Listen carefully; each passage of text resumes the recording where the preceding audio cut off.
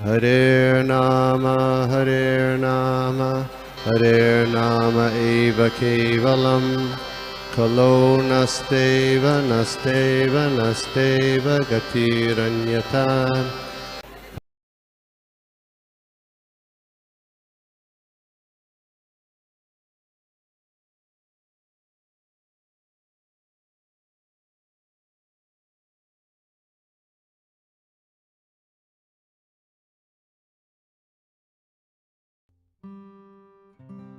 कृष्णा। तो हम लोग देख रहे हैं सूत्र नंबर नारद भक्ति सूत्र का सूत्र नंबर 37। तो हम लोगों ने डिस्कशन किया था पहले, आगे कंटिन्यू करते हैं। हम लोग परपट पढ़ते हैं आगे। तो यहाँ पे आगे तात्पर्य में कहा गया है, understanding the awkward position of people in Kali Yuga, the Supreme Lord has given us chanting of the name as Yuga Dharma, the religion of age। यहाँ पे ये कहा गया है, इस कलयुग का जो बहुत ही विचित्र स्थिति के कारण भगवान इतने कृपालु हैं कि उन्होंने ये भगवान का जो हरि नाम है उसको युग धर्म के रूप में हम लोगों को दिया है। हरे नाम एव केवलम, कलौ नास्तेव नास्तेव नास्तेव गतिर अन्यथा। चैतन्य चरितामृत का आदि लीला 17.21।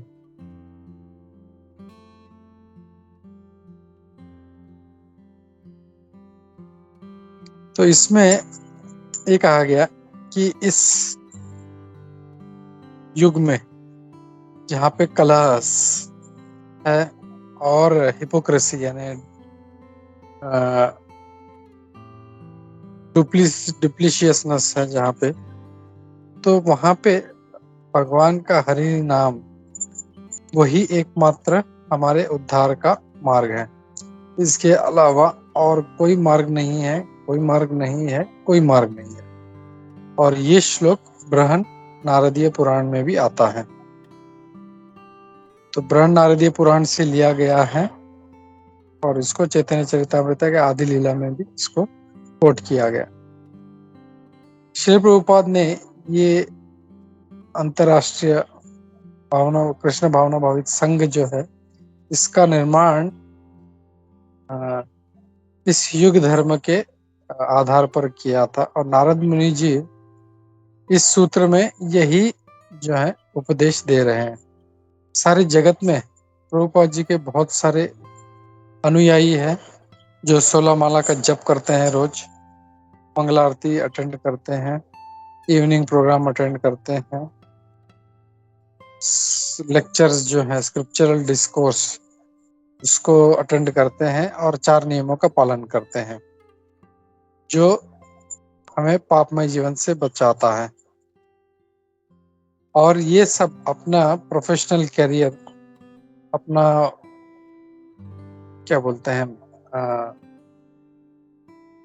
अपना ऑफिस का कार्य करते हुए ये सब कर रहे हैं, चाहे जो भी वो कार्य कर रहे हो।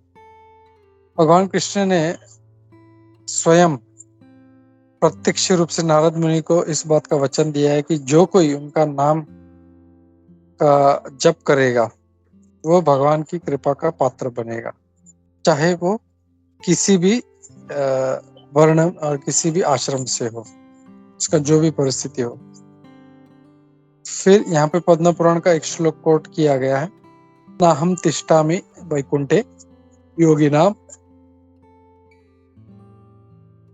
हृदयेषु वा यत्र गायन्ति मद्भक्ताः तत्र तिष्ठामि नारद। यहाँ पे भगवान क्या कहते हैं, मेरे प्रिय भक्त नारद, न मैं वैकुंठ में रहता हूँ न योगियों के हृदय में रहता हूँ, लेकिन जहाँ पर मेरे भक्त मेरा गुणगान करते हैं, मेरी स्तुति करते हैं, मैं वहीं पर उपस्थित रहता हूँ। तो यहाँ पे भगवान इस बात का पुष्टि कर रहे हैं कि वो उनका रहने का स्थान कहाँ पे, तो ना वो वैकुंठ में रहते हैं ना योगियों के हृदय में रहते हैं। जहाँ पर भी भगवान के भक्त उनका स्तुति करते हैं वहां पे वो हमेशा उपस्थित है। तो इससे हम लोग ये समझ सकते हैं कि जब भी भगवान का कीर्तन होता है, उनका गुणगान होता है, उनकी स्तुति होती है, तो भगवान वहां पे तुरंत उपस्थित हो जाते हैं। और ये पद्म पुराण से लिया गया। तो ठीक है, ये यहाँ पे सूत्र नंबर 37 खत्म होता है। तो मैं रुकता हूँ, किसी का कोई कमेंट है, कोई एडिशनल कोई डाउट है तो हम लोग लेते हैं। हरे कृष्णा।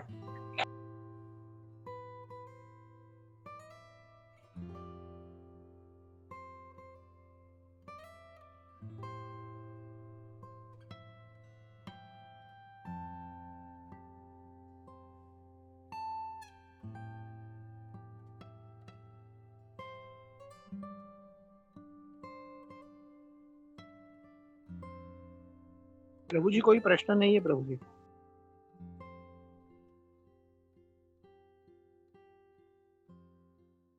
ओके, थैंक यू प्रभु। तो हम लोग आगे पढ़ते हैं। अपने पास और 10 मिनट है। विल रीड, थोड़ा सा पढ़ते हैं हम लोग अगला सूत्र। सूत्र नंबर 38। मुख्यतस्तु महत कृपयैव भगवत कृपालेशाद् वा।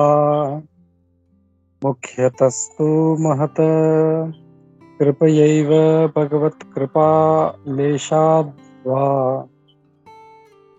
यहाँ पे इसका देखते हैं ट्रांसलेशन और purport. Primarily, however, one develops bhakti by the mercy of great souls or by a small drop of Lord's mercy. तो यहाँ पे ये कहा गया, प्राधान्य रूप से चाहे जैसे भी हो, भगवान की भक्ति जो है महात्माओं की कृपा के द्वारा या भगवान के छोटी सी लेश मात्र जो कृपा है उसके द्वारा भी उत्पन्न हो सकती है। तो भक्ति कैसे उत्पन्न होती है ये कहा गया है यहाँ पे। जो भगवान के बड़े भक्त हैं उनकी कृपा के द्वारा या भगवान की कृपा के द्वारा, दोनों में से किसी एक की कृपा के द्वारा भक्ति डेवलप होती है। तो हम लोग तात्पर्य देखते हैं। Narad has outlined the main practices for a devotee in training. तो नारद मुनि जी ने यहाँ पे जो एक साधक है उसको क्या क्या पालन करना है इन सब का वर्णन किया गया है। Now he emphasizes that the devotee cannot succeed simply on strength of his own endeavor, but only when receives the mercy of Krishna's representative or a drop of Lord's direct mercy. तो यहाँ पे अभी तक एक भक्त को, एक साधक को क्या क्या करना है वो उस पर जोर दिया गया था, लेकिन इस श्लोक में अभी कह रहे हैं, अब वो इस बात पे जोर दे रहे हैं कि जस्ट उसके अपने जोर पे काम नहीं होगा, लेकिन जब कोई भगवान के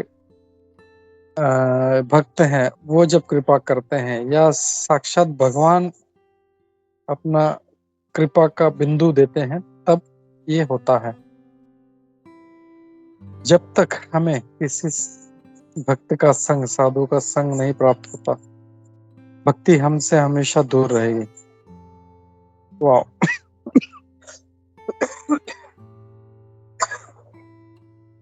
बहुत ही जबरदस्त स्टेटमेंट है। जब तक हम साधुओं के संग में या भक्तों के संग में नहीं आते या उसको प्राप्त करने की कोशिश नहीं करते तब तक भक्ति हमसे दूर रहती है। लेकिन साधु कौन है? तो यहाँ पे श्री प्रभुपाद जी उसको समझा रहे हैं। तो साधु कोई साधारण व्यक्ति नहीं जिसने बस केसरी रंग का चोगा पहना है, बड़ी दाढ़ी बना ली है, तो सिर्फ उससे हम लोग उसको साधु नहीं कह सकते। भगवद गीता में भगवान साधु का वर्णन करते हैं जो बिना किसी अनफ्लिंचिंगली, यानी बिना किसी दूसरा कार्य किए हुए वो भगवान की भक्ति में लगा रहता है। Even though one is found not to be following the strict rules, regulations of devotional service, if one simply has unflinching faith in Krishna, he is understood to be a sadhu. तो यहाँ पे ये कहा गया है कि ऐसा नहीं है कि बहुत ही एकदम स्ट्रिक्ट भक्त होना चाहिए, एकदम एकदम पक्का। इसका मतलब ये नहीं है कि ऐसा नहीं होना चाहिए, लेकिन ये कह रहे हैं कि अगर कभी ऐसा हो कि वो स्ट्रिक्टली फॉलो नहीं कर रहा है भक्ति के जो नियमों को, लेकिन उसका भगवान कृष्ण पे अटूट विश्वास है, तो उसे साधु समझना चाहिए। If one associates with a sadhu, the result will be that the sadhu will teach him how to become a devotee. अगर कोई किसी साधु का संग करता है, उसका उसके साथ रहता है, तो साधु उसे बताएगा कि कैसे भक्त बनना है, कैसे भगवान का भक्त बनना है, कैसे उनका पूजा करने वाला बनना है, कैसे उनका दास बनना है। और यही एक साधु का गिफ्ट है। श्रीमद् भागवतम के तीसरे स्कंद के 25वें अध्याय के 20वें श्लोक के परपट में प्रभुपाद जी ये बात कहते हैं। The Chaitanya Charitamrita and Bhakti Rasamrita Sindhu state that the acceptance of spiritual master is absolutely essential for advancement in devotional service. चैतन्य चरितामृत और भक्ति रसामृत सिंधु में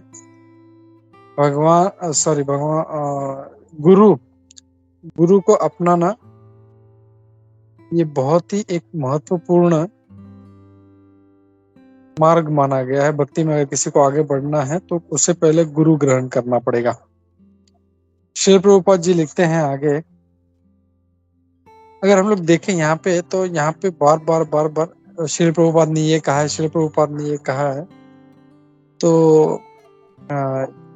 विसी यहाँ पे ये जो सारे परपट्स हैं, ये नारद भक्ति सूत्र के, ये श्रील प्रभुपाद जी ने आई थिंक इनिशियल जो 8 सूत्र है उनके 8 या 10 मेरे को याद नहीं आ रहा, आई थिंक इट इज 8, उसके ऊपर उन्होंने लिखा था, लेकिन फिर आगे वो कंटिन्यू नहीं कर पाए थे। तो एक प्रभुपाद जी के डिसाइपल है, एक महाराज है, मेरे को नाम याद नहीं आ रहा, ही हैज कंटिन्यूड और उन्होंने ये कंप्लीट किया है।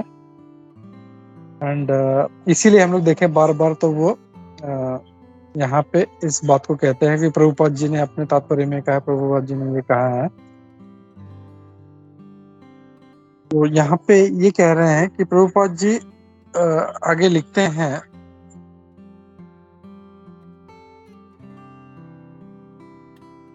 एक बच्चा अगर अपने माता पिता की अच्छी से सेवा सिंसियरली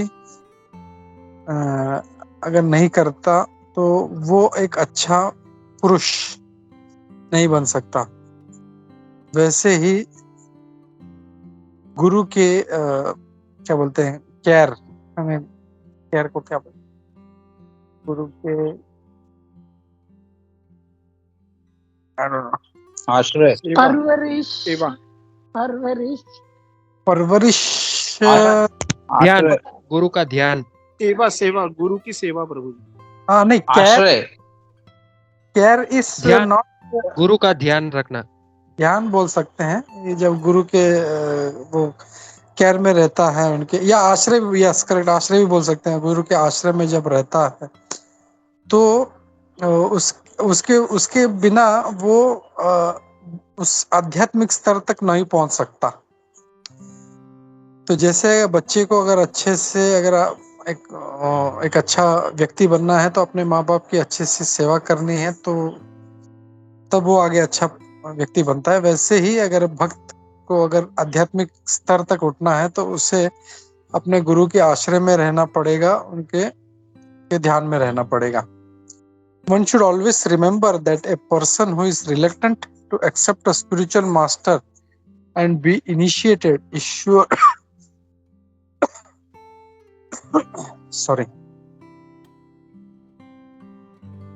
तो हमेशा एक बात का ध्यान रखना पड़ेगा कि जो गुरु का आश्रय लेने में हिचकिचा रहा है, दीक्षा लेने में हिचकिचा रहा है, तो वो पक्का अपने जो प्रयासों में विफल होगा।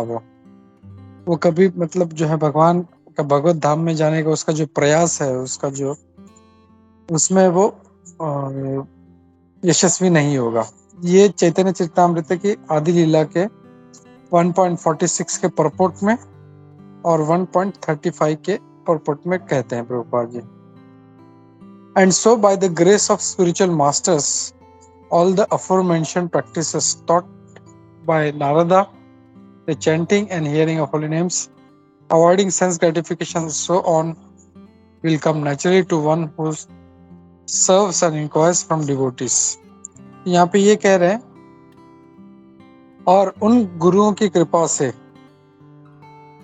स्पिरिचुअल मास्टर्स मतलब अपने शिक्षा गुरु, दीक्षा गुरु, सभी के कृपा से, और जो भी नारद मुनि जी ने जो अभी तक सिखाया है कि कैसे जप करना है, नारद मुनि जी बता रहे हैं कैसे श्रवण करना है और कैसे इंद्रिय तृप्तियों से दूर रहना है, ये सब नेचुरली आ जाएगा जो उनकी सेवा करता है, भक्तों की, भगवान के अपने गुरु की और उनसे प्रश्न पूछता है।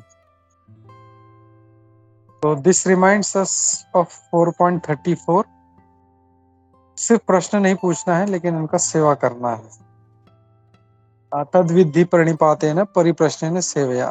तो प्रणिपात करना है गुरु को, उनको सरेंडर करना है, उनकी सेवा करना है, एंड देन ऑटोमेटिकली ही can ask questions. Conditioned souls are brought to the path of bhakti by the help of Vaishnavas and also by the direct guidance of the Supreme Lord. तो जो बद्ध जीवात्माएं हैं वो भक्ति के मार्ग पर किसी वैष्णव की मदद से या भगवान की कृपा से आ सकते हैं। ह्रीं विना नैव श्रुतिम तरंती। भगवान की कृपा, हरि के आशीर्वाद के बिना वो व्यक्ति अपने इस जीवन का जो जन्म मृत्यु का चक्र है उससे नहीं निकल सकता, इस भौतिक जगत से नहीं निकल सकता। भगवान कृष्ण परमात्मा के रूप में सभी के हृदय में है और हमको सबको गाइडेंस दे रहे हैं। When a soul cries out for spiritual guidance, the Lord as Chaitya Guru or the spiritual master in heart gives direct inspiration. Krishna states. Okay, ये अलग लाइन है। तो यहाँ पे ये कहा गया जब कोई जीवात्मा आध्यात्मिक निर्देश के लिए जब वो व्याकुल रहता है तो भगवान चैतन्य गुरु के रूप में, यानी जो परमात्मा है उसे टेक्निकली उसे चैत्य गुरु कहा जाता है। जो भगवान जो परमात्मा है वो चैत्य गुरु के रूप में हमारे हृदय में है। वो हमको इंस्ट्रक्ट करते हैं, वो इंस्पायर करते हैं क्या करना है क्या नहीं करना है, but we should be sincere and हमको जो है ये एक व्याकुलता होनी चाहिए हमको इस पथ पर आगे बढ़ने की। Okay, I will stop here. किसी का कोई क्वेश्चन है, कोई कमेंट्स तो लेते हैं हम लोग। हरे कृष्णा। ओके, कुछ नहीं है तो विल स्टॉप हियर और हम लोग श्रीमद् भागवतम पढ़ते हैं। श्री नारद भक्ति सूत्र की जय, श्री नारद मुनि जी की जय, श्री प्रभुपाद की जय, इस्कॉन गुरुविंद की जय। हरे कृष्णा।